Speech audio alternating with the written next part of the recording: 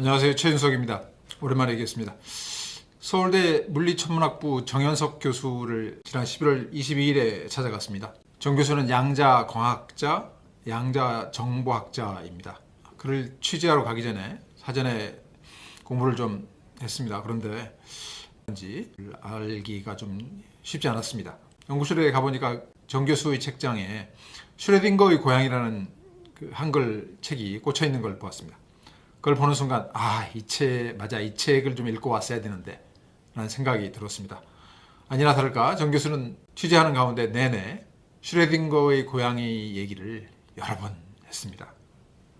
슈레딩거의 고양이를 만들다 보면 양자 세계에서 나타나는 신묘한 물리 현상을 잘 이해할 수 있고, 또 이러한 양자 물리학에 대한 정확한 깊은 이해를 가지면 양자 컴퓨터, 양자 통신, 양자 센서와 같은 양자 정보학의 응용을 할 수 있다라고 하였습니다.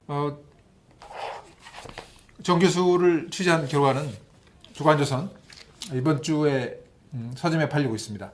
이번 주에 기사가 이렇게 실렸습니다. 네, 정 교수님 얼굴 보이시죠? 네. 슈레딩거 고양이는 오스트리아 물리학자 에르빈 슈레딩거가 1933년에 했던 사고 실험입니다. 사고 실험은 실험실에서 실제로 기구를 가지고 하는 게 아니고 머릿속으로 하는 실험이죠. 슈레딩거는 슈레딩거 방정식이라는 양자역학의 초석을 놓은 수식을 발견해서 1933년에 노벨 물리학상을 받은 바 있습니다. 대단한 분이죠. 네. 그가 제안한 슈레딩거 고양이 실험은 이렇습니다. 철제 상자 안에 고양이를 한 마리 넣습니다.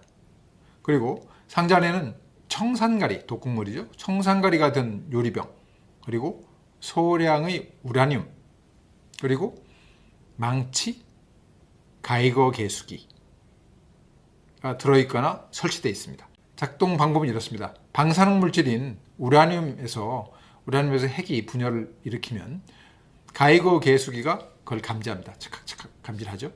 그러면 가이거 계수기에 연결된 망치가 위에서 아래로 내려가고 독극물, 청산가리가 든 플라스크 병을 깹니다. 그러면 청산가리가 흘러나오겠죠. 청산가리를 들이마시면 고양이는 죽습니다. 우라늄 핵이 분열할 확률, 1시간 안에 분열할 확률은 50%입니다. 우라늄 핵이 분열할 수도 있고 아니면 분열하지 않을 수도 있습니다. 방사능 물질이 나올 수도 있고 안 나올 수도 있는 거죠. 그러면 그 안에 들어있는 고양이가 1시간 후에 살아있을까요? 죽어 있을까요? 죽을 확률 절반, 살아있을 확률 절반일까요? 확률이 문제입니다. 양자 물리학에 오면은 바로 확률을 얘기합니다. 양자 물리학이란 건 원자 규모 이하의 원자 세계의 역학, 원자 세계의 물리 현상을 다루는 분야입니다. 그런데 물리학자들이 되다 보니 미시 세계, 아주 작은 세계는 확률의 세계, 이게 확률의 세계라는 게 주류 물리학자들의 해석입니다. 미시 세계와 대비되는 개념은 거시 세계겠죠. 거시 세계는 원자보다 큰 세계, 일반적으로 그렇게 얘기할 수 있습니다. 거시 세계의 물리 현상을 설명하는 것은 고전역학 혹은 뉴턴 역학입니다. 우리가 학교 다닐 때 배웠던 뉴턴의 제2 운동법칙, F=ma 혹은 만류인력 법칙, 이런 것이 고전 물리학의 유명한 수식들입니다. 양자 물리학을 개척한 사람은 닐스 보어, 좀 유명한 사람인데 양자 물리학에 관심이 없으면 잘 모를 수 있습니다. 닐스 보어, 베르너 하이젠베르그, 독일 사람입니다. 그리고 앞에서 얘기했던 에르빈 슈레딩거 등등이 있습니다. 이 닐스 보어가 중심이 된 양자 물리학자들은 전자라는 아주 작은 입자의 위치와 운동량, 위치와 속도, 이런 거를 이제 알아내려고 했을 때 우리가 알아낼 수 있는 전자의 위치란 거는 전자가 어떤 위치에 있을 확률뿐이라고 이렇게 얘기를 했습니다. 그리고 전자의 위치는 우리가 관측을 했을 때 비로소 정해진다, 이렇게 얘기했습니다. 그러니까 관측 전에는 전자가 어디에 있었는지 모른다, 이런 거죠. 이거를 코펜하겐 해석이라고 합니다. 코펜하겐은 덴마크의 수도 이름이고 코펜하겐 해석이라는 이름이 양자 물리학의 해석에 붙은 것은 이 코펜하겐 해석을 주도한 사람이 덴마크인 닐스 보어이기 때문이다. 닐스 보어도 노벨 물리학상을 받은 물리학계의 거장입니다. 이와 관련해서 고전 물리학과 고전 역학과 양자 역학의 차이를 이런 식으로 비교하는 그런 시선도 있습니다. 물리학자가 관측을 하기 위해서 눈을 떴을 때 고전 물리학자는 입자의 위치가 그 자리에 있었던 것을 재확인하는 거다라고 봅니다. 그런데 양자 물리학자, 확률을 말하는 사람은 이렇게 말합니다. 우리가 눈을 떴을 때 확인하는 것은 그 입자가 그 위치에 있을 확률뿐이다. 눈을 떠서 봤을 때 그 입자의 위치가 어디에 있었는지는 모르며 그가 눈을 뜨는 순간 그 입자가 그 위치에 나타난 거다. 이렇게 해석을 합니다. 양자역학의 이런 확률적인 해석은 20세기 초 양자 물리학이 태동했을 때나 그리고 지금도 큰 논란거리입니다. 양자 물리학의 아버지 중에 한 명인 아인슈타인은 특히 양자 역학에 대한 해석, 확률적 해석에 반대한 걸로 아주 유명합니다. 그는 신은 주사위 노름을 하지 않는다 라는 아주 유명한 말을 했습니다. 확률적 해석을 비판한 거죠. 그리고 관측을 해야 그 입자의 위치가 비로소 정해진다 라는 그런 양자 해석에 대해서도 그렇다면 저 하늘의 달이 우리가 바라보기 전에는 존재하지 않았단 말이냐 이렇게 얘기합니다. 달이란 건 우리가 눈을 감고 있던 눈을 뜨고 있던 뜨고 보던 간에 달이란 건 그 자리에 있어야 하는 거죠. 슈레딩거의 고양이 사고 실험을 통해서 하고 싶은 말도 이런 겁니다. 아인슈타인과 비슷합니다. 생과 사가 그 순간 관측 행위를 통해서 결정된다는 코펜하겐 해석하는 사람들의 주장이 말이 되느냐. 고양이는 커다란 거시세계의 물체다. 이 거시세계의 물체가 살아있는 상태와 죽어있는 상태가 동시에 존재한다는 게 그게 말이 되느냐. 이런 비판인 거죠.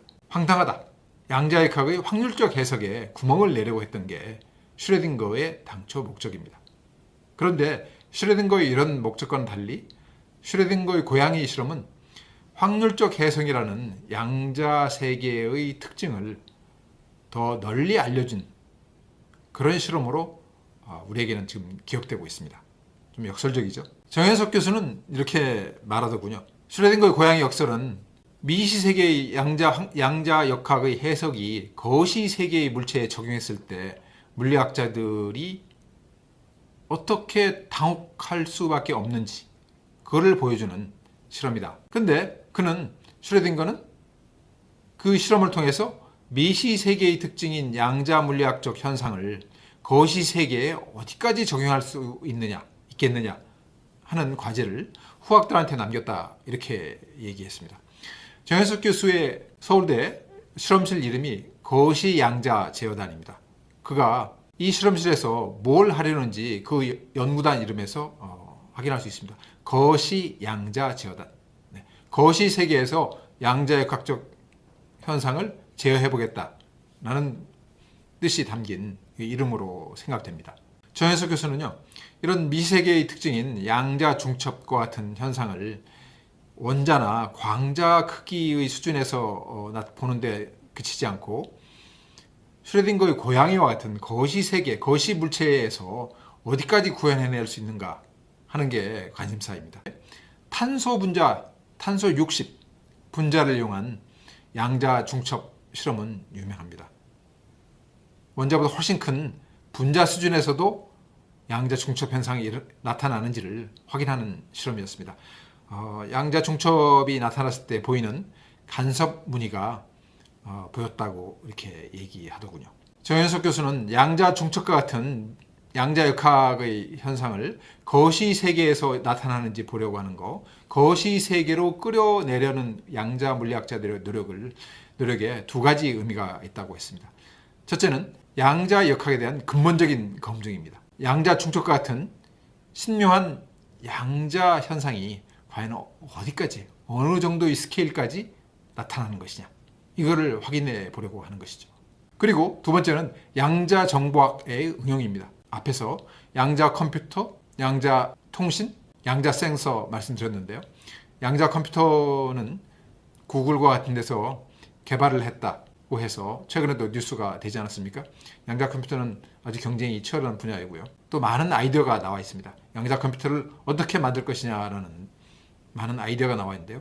정현석 교수의 연구는 양자 정보학, 양자 컴퓨터를 어떤 식으로 새롭게 만들 수 있느냐, 효율적으로 만들 수 있느냐와 연결되어 있습니다. 그래서 정현석 교수의 연구에 의미가 있는 것입니다. 정 교수는 영국 벨파스트의 퀸즈 유니버시티에서 박사학위를 했습니다. 그리고 10년 전부터 서울대 교수로 일하고 있습니다.